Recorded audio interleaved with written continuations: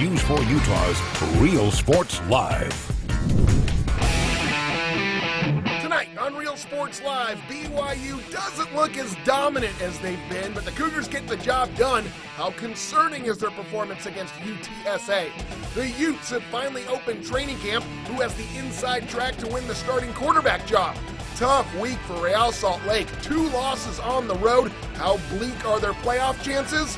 LeBron and the Lakers are champions of the NBA once again. What did we learn from these last few months in the bubble? Plus, we'll reveal our top high school football plays of the week and our Beehive Blitz player of the week. It's Real Sports Live, and it starts right now.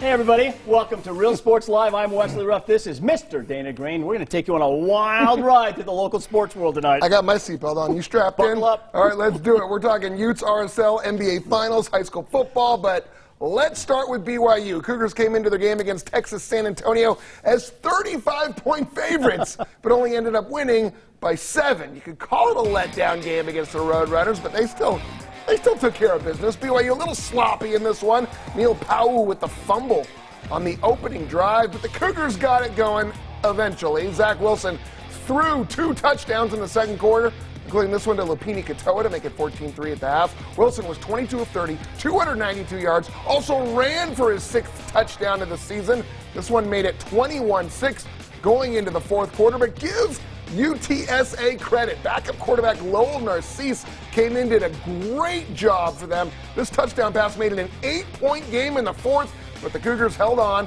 Tyler Algier with 116 yards rushing in this game-clinching touchdown. BYU wins at 27-20. They move up to number 14 in the national rankings. Wes, is this a reason for concern for the 4-0 Cougars that they only won by 7? I'm going to say only a little bit, Dana, because every team is going to struggle at some point during the season. You're not going to play a perfect season all year long. You're going to have games like this. And for UTSA, this was obviously their bowl game. This was the biggest game of the year for them, so they came ready to play. This is a chance to knock off a nationally ranked team. So they were ready. The Cougars maybe believed a little bit of the hype that they've been getting the last couple of weeks, but ultimately they won the game, which is what you're supposed to do. Didn't win it by big, like you're hoping they would, so they'd be able to move up more. Well, they've been averaging 49 points a game, so yeah, when you only score 27, it feels like a letdown, but then you look at the stats, Zach Wilson was 22 of 30. I mean, that is a very good game. 292 yards, 3 total touchdowns. Tyler Algier ran the ball with violence. I love the way that guy runs. I think the concerns may be on defense, though,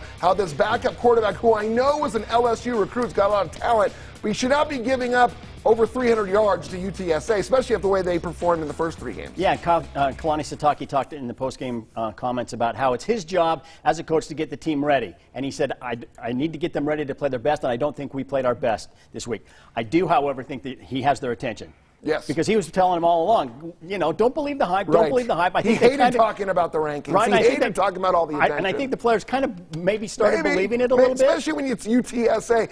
But I'm telling you, if they play like this Friday against Houston, on the road, who just put up 49 points in turned out to be their season opener because they had 3 games canceled against Tulane, they could get beat easily if they play like this.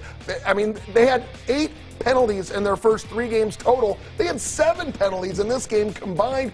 You got to play cleaner than that because BYU had played so clean, so it was a little shocking to see a little sloppy play. This is going to be obviously the toughest game of the year so far for the BYU Cougars. On the road Friday, short week to get ready for the Cougars. So I guarantee a Cougar victory, Dana. I will go out on a limb and say the Cougars will win this game. Oh, you're going to say the Cougars win. I see what you did Either there. the Houston Cougars or the BYU Cougars. That's, but I'm not going to be wrong. Hedging your bet there. I hope Gunnar Romney's okay. Took a shot, had to leave the game, but Dax Milne, 100-yard receiving game, and the offensive line was without 2 starters, including their center, James Empey, but Joe Tukuafu came in there, and they didn't give up a sack for the 3rd time in 4 games. That offensive line, doesn't matter who's in there, they are so deep, they are playing really, really well. Yeah, they've got their hands full coming up this week at Houston. Friday night game.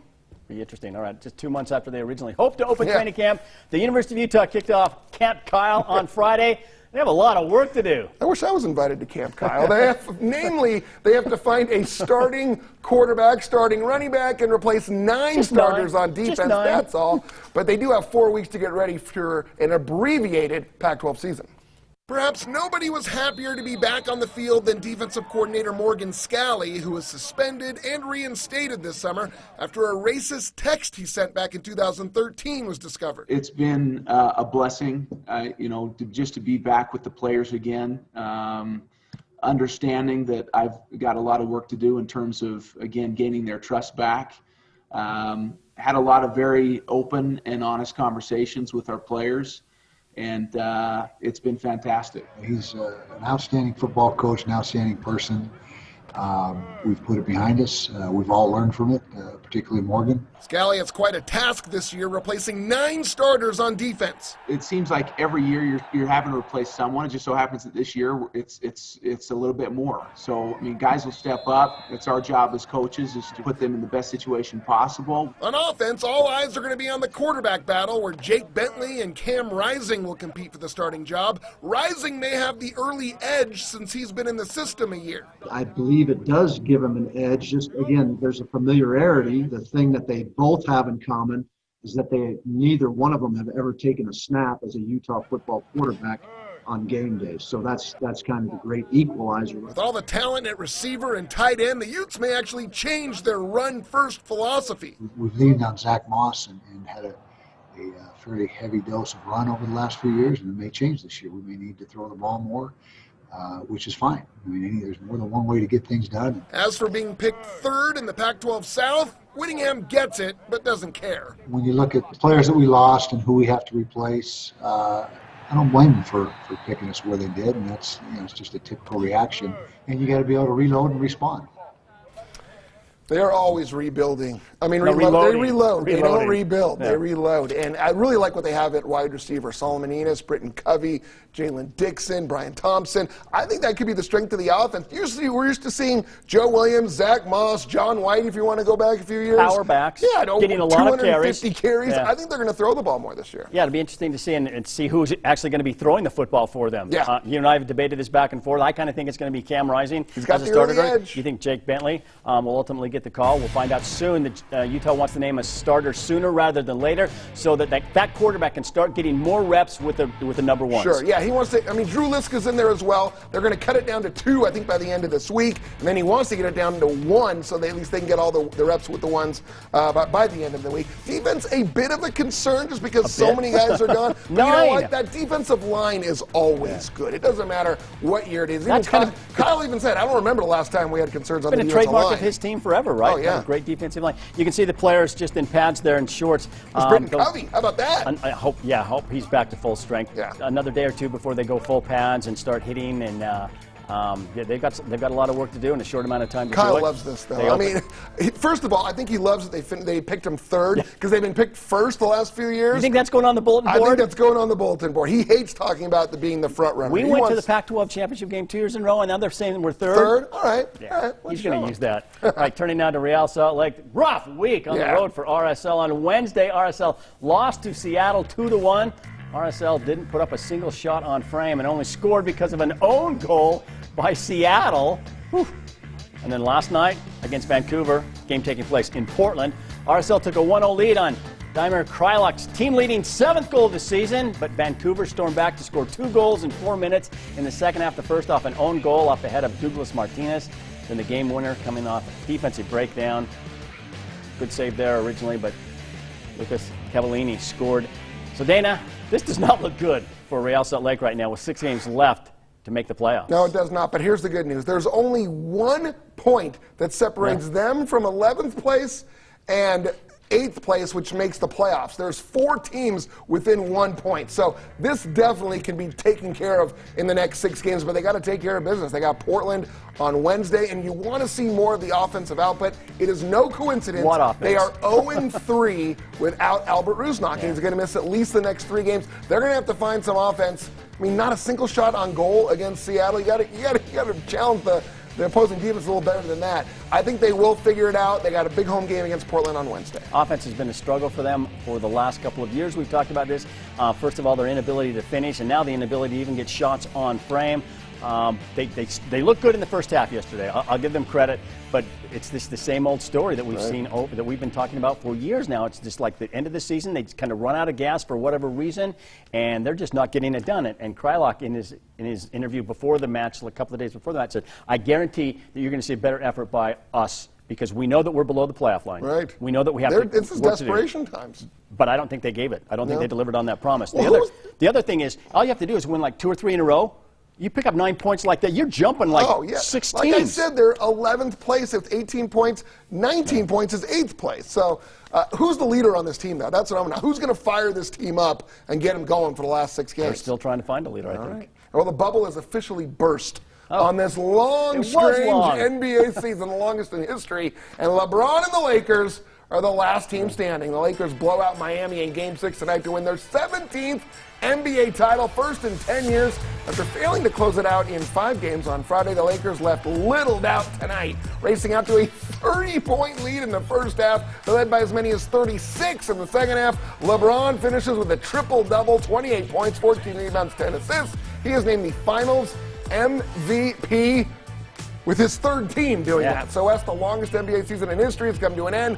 Lakers were the best team throughout, don't you think? So they were picked preseason to win the NBA championship, and they went out and proved everybody right. Right. They were good. They were solid. And LeBron, we heard some stuff like in the locker room that he was, get mad at some of the younger players, and Rondo had to kind of step in and say, dude, just don't yell at him, put your arm around him and help these guys. And playoff Rondo showed up tonight, 19 points. And Anthony Davis had 19. But LeBron is so demanding of not only himself, but the players around him. Right. And I think there was probably a time where the players were like, dude, back off a little bit. But they got it under control. They found a nice balance, and he is the best player on the planet right now. Of this generation. Whether he's the best player of all time. Yeah.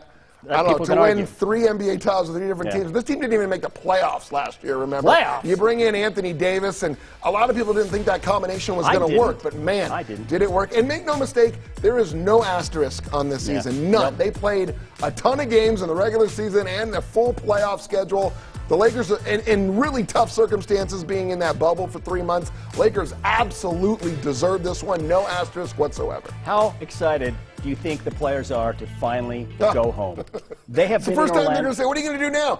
I'm getting the heck out of Disney World. Yeah, that's what they're going to do. I'm going to Disney World. Never coming back to Disney World. Never coming back. I've been here way too long. But congratulations to the LA Lakers, their first title since 2010, their 17th And to overall. do it for Kobe Bryant. Yeah. I mean, what a sentimental way to win a title. All right, we have to take a quick break here on Real Sports Live. Yes, we do. But coming up, it's the reason television was invented in the first place. Wait, is that it's historically accurate? I think it is. Oh. It's the best and the worst, and it's coming up next.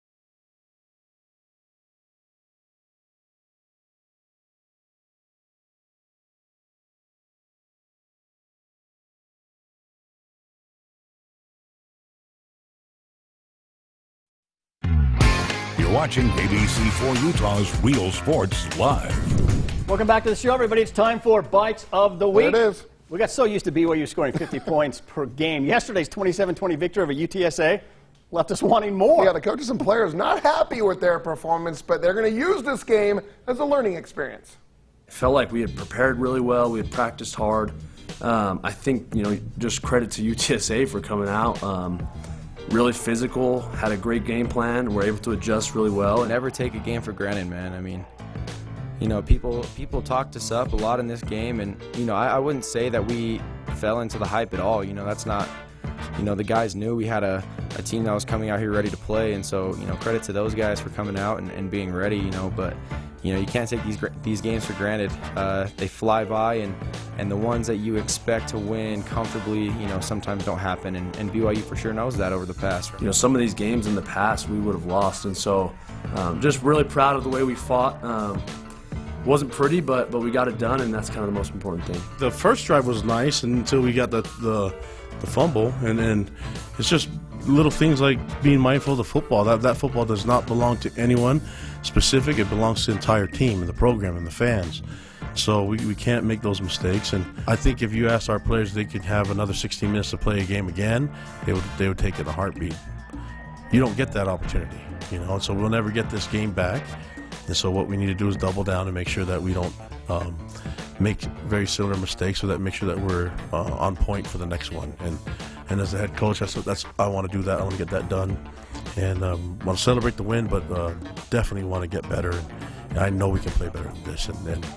But a lot of credit to UTSA for making plays. It is time for the best part of my night. Not just because Dana isn't in the shot, although that's a big part of it, but because it's time for the wild and the wacky plays from the past week in sports. So let's get right to it. Here's this week's installment of the best and the worst. And we start off with an unusual follow-through by this pitcher. Oh, he was not footloose and fancy-free. Ended up almost doing the splits here. In tennis, Novak Djokovic returning the serve. He hits the line judge in the head. The ball squirts off the top of his racket, nails the guy who never saw it coming. Oops, sorry about that. Some shenanigans on the football sidelines. This Tennessee receiver hits an opposing player. Oh, wow, watch this. 86 in white on a chair, minding his own business, gets clocked. This was pretty bad. Quarterback goes into the sideline and gets soaked because the Georgia player, Pickens, with a water bottle, look at this, just hoses him down while he's on the ground. Got a penalty for unsportsmanlike conduct. And watch the referee on this play, signaling to keep the clock running, and nails the coach. Oh! You can see the coach on the far left side of your screen. Runs in, the ref nails him in a tender area. That's going to ruin your weekend. Great save in soccer. The player way behind the play, never gives up, somehow manages to knock the ball away at the last possible second, sprints in, gets the ball just before it goes over the line. The worst pass, this one by the Lakers. Not sure who it was supposed to go to, but it didn't go to anyone. This West Virginia player back to field the punt, and he gets leveled. But it was by his own teammate. Never saw him coming. The guy just plows into him and left him stunned. Some nice catches last week. Altuve of the Astros with the leaping grab, times it perfectly. Jumps up for the catch. Aaron Judge of the Yankees, running back, makes the grab, bounces off the wall. A little bit of a snow cone catch, but he holds on. That was very nice. But not as good as this one, Dana. Your Dodgers, woo-hoo! Cody Bellinger climbs the ladder, robs the home run. That was a great catch, way above the wall. And L.A. wins that series. The other L.A. team, the Lakers, well, former Ute Kyle Kuzma, scores the bucket here. Anthony Davis reaches out for the high five. Kuzma doesn't see it. And A.D. had to high five himself. Kuzma saw two other teammates, but not Davis. Just left him hanging. But A.D. was a good sport about it because he knows he made it onto this week's edition of the best and the worst. Yeah, congrats to Kyle Kuzma, NBA champion. Coming up, we're going to reveal our top high school football plays of the week and tell you who our BI Blitz player of the week is. Stick around.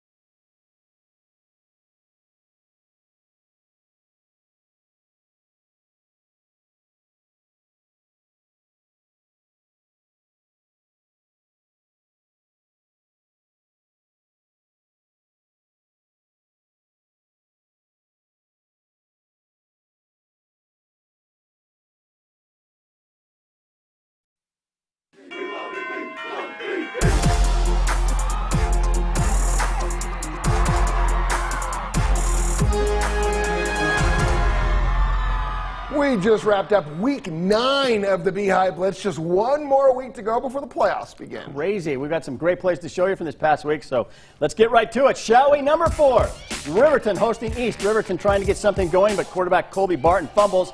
Boy Tuufi picks it up, and look at the big guy go. He rambles 70 yards for the touchdown. East gets the victory, 36-20. At number 3, Bountiful hosting Farmington. The Braves defense dominating this one. Farmington quarterback Drew Patterson rolls out, but his pass tipped in the air, then picked off by Jaden Tidwell. He had 2 picks on the day as the Braves win it 16-0. At number 2, Fremont at Davis. Silver Wolves have some tricks up their sleeves. Little reverse pitch back to Cannon Crawford. Hooks up with Tage Bingham, 30-yard touchdown. And our number 1 play from the same game, darts ball. Chance Trujillo surveys the field, throws it up for David Spute, makes the sideline catch, but you got to look at this. He avoids not 1, not 2, but 3 tacklers just dragging him into the end zone. 52 yards for the touchdown, but Fremont gets the win 30-26. As for our Byu Blitz Player of the Week, we could have gone with Ridgeline quarterback Caden Cox, threw for 4 touchdowns. He ran for another one. Or Davis High School running back Spencer Ferguson. He just had 155 yards and 3 touchdowns. Average day. But we're going to go with Bonneville High quarterback Kamen Best, who was at his best in the biggest game of the season. Best ran for a touchdown, threw for 4 more as the Lakers beat Box Elder 42-14 to claim their first region title since 2002. Wow. What a year it's been so far for the 8-1 Bonneville Lakers. And for that, Kamen Best is our Byu Blitz Player of the Week. Well deserved. That's going to do it for us. But don't forget, go to abc4.com, download our new sports podcast. We call it WD Sporty. I'm W, he's D, and of course we're kind of sporty, so go check it out. And in the meantime, have a great week, everyone. See you next week. See ya.